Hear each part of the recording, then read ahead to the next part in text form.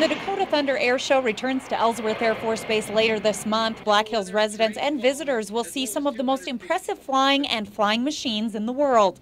And though it may be hard to believe, the airplanes that sit idle outside the South Dakota Air and Space Museum at Ellsworth have their own impressive high-flying histories. All the photos you see of General Eisenhower before and after D-Day visiting the troops on the ground and things like that during the invasion of the main continent of Europe, this is the airplane he did it in.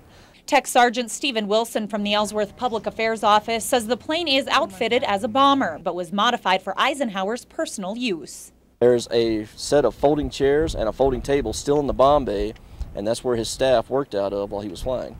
This is the only piece like it, and we're very, very lucky to have it. Just across the air park sits a bomber with quite a history at Ellsworth. The B-29 was the first aircraft deployed from this base after the Air Force became a separate branch of the military. Wilson says the B-29 left from Ellsworth and landed in England during the Berlin airlift.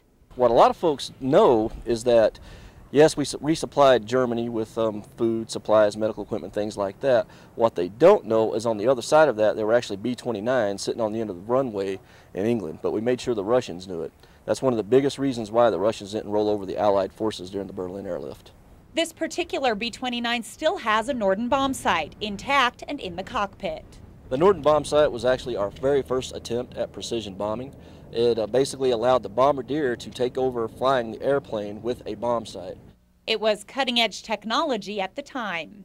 What's really significant in terms of history is that precision bombing back then passed for attacking a whole city.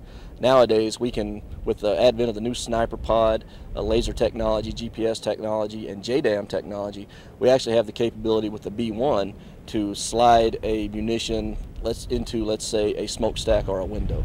There's no doubt America's military technology has improved over the years. By how much is almost hard to believe.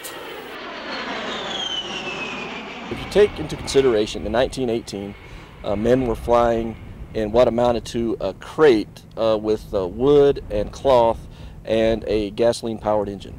And just in a relatively short amount of time, we now have stealth technology, jet technology, weapons accuracy that was just unthought of even in the 40s during World War II and even as recently as Vietnam.